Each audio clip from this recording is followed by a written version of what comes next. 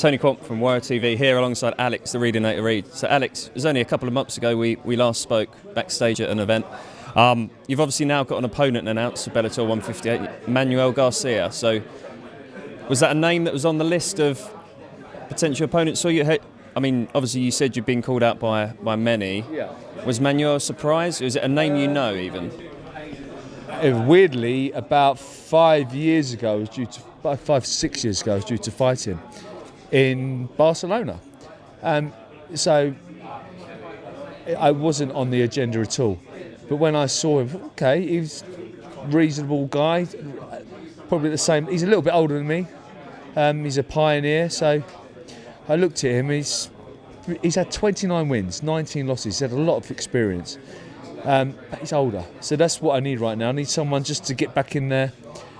Yeah, I just did a press interview and I said about potentially having 3 fights, but I'm taking it just one step at a time.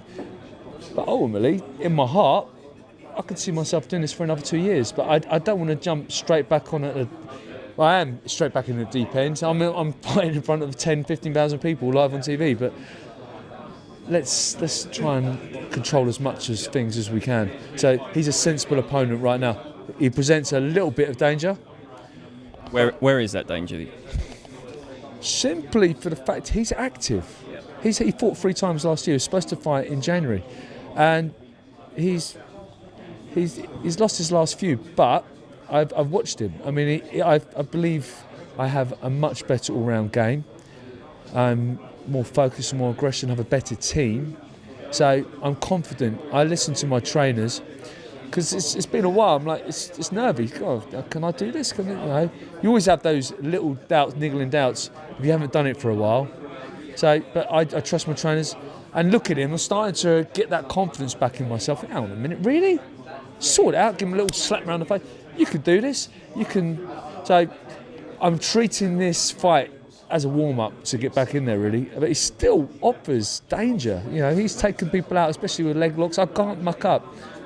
From the sounds of it, a lot of this, physically you could probably get there given the time. A lot of this sounds to be sort of mental.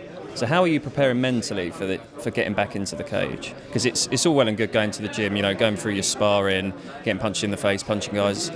But it's surely the mental side of it, and especially given how long you've been out, is a big factor. And I noticed earlier you said you're doing a bit of work on that. So how important is that to you going into this one? The mental side, if you could be the best physically attributed, gifted, talented athlete in the world, if your head isn't right, you're not going to go anywhere.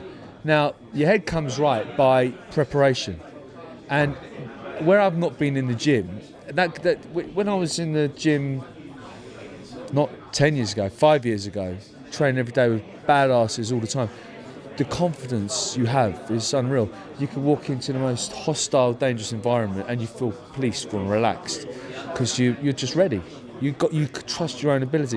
When you haven't been there a while, you ask yourself questions. Can I still do this? It's like the new kid turning up to school on the first day and not knowing anyone. A little bit. I mean, hang on a minute. But then you're the old kid. I'm the old kid. I'm the oldest kid in the school. But then they all want to hang on a minute.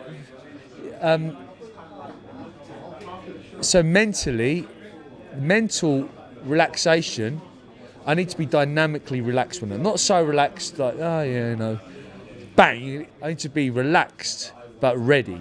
I call it the reptilian mindset. If you're going to get all technical, a reptile isn't scared; it's just ready. It doesn't worry about paying bills. If another reptile is trying to kill it, all it's going to do is try and kill you for survival. So you have to get into that mindset. That way you're relaxed. So, but you're still ready to kill. You have to kill, but you're relaxed. So I'm going to get into that mindset, and I train with hypnotherapists. I train EFT, NLP, all this stuff lots of visualization.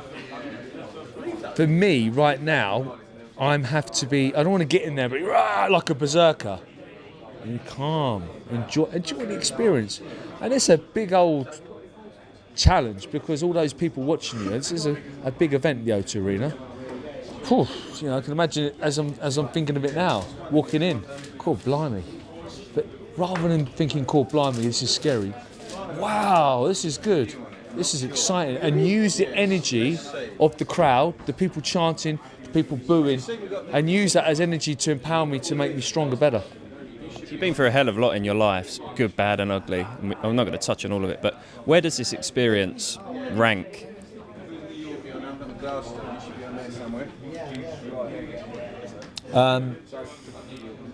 I've been here more than once. This isn't my first rodeo in terms of big shows, but it is in another respect because I'm older. I'm not the athlete I once was, and I'm like the new guy. I'm going back into it I had a reasonable reputation in the MMA game. You know, I fought at the highest level around the world, and all of a sudden, hang on a minute, you haven't done it for a while, and you're going back into a big show. So it's new territory for me. But I see the guys here as we're giving the interviews, and I said, I'm in awe. These guys are all studs. And there's a part of me saying, well, you shouldn't be here, but hold on a minute. You have earned your right to be here, and I'm training. I've still got some fuel left in the tank, and like I said, if I was 50 and I was talking to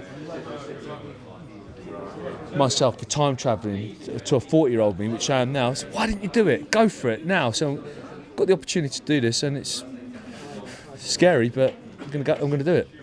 And not looking past your next opponent, but when you was talking earlier, there was a few names branded around. One of those names was Tom Watson. Yeah. Would you realistically like to get back into the cage with him after this one? Well, right at the moment, I think that would be entertaining because we got a really good gate. We've got just under 1 million views on a non-terrestrial channel.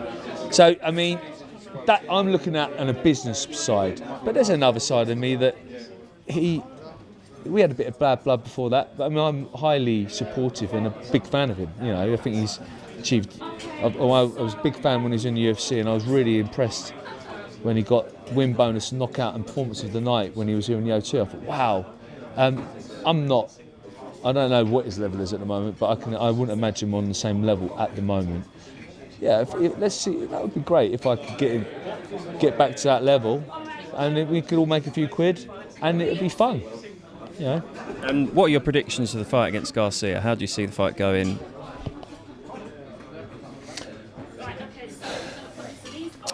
I do feel confident, as much as I don't talk a good fight.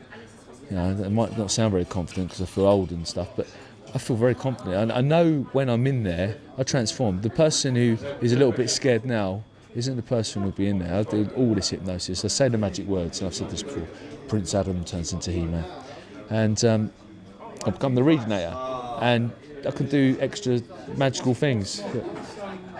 I haven't got the same energy I once had, but I've got I still have got that supreme toughness, and I will keep going forward. But the thing is not to go rushing, to enjoy the experience and to try and get some rounds in. I see myself taking him out long range. He's going to want to close on me. He's a little bit shorter than me, so he's going to want to close on me. And my thing is, I've always charged in.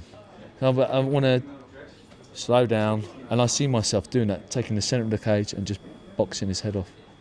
Good stuff. Well, thanks for your time, Alex. Thank you. And look forward to seeing you fight.